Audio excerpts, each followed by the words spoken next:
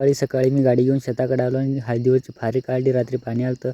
मग पप्पासोबत गाडी पण घेऊन आली होती. मग फासं उचलायची होती. मग फासं उचलली आणि इथं आणून टाकली आणि सहज ही बेणं आपण काल निवडलेलं होतं. खोरं आणि डबा काढला.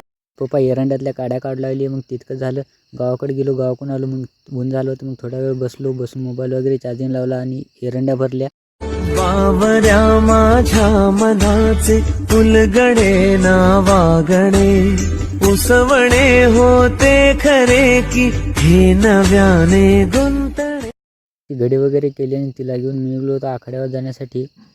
मग सहज पप्पा गाडी पण घेऊन आली होती. मग गाडी वगैरे भरली आणि मी मोटरसायकल घेऊन चाललो.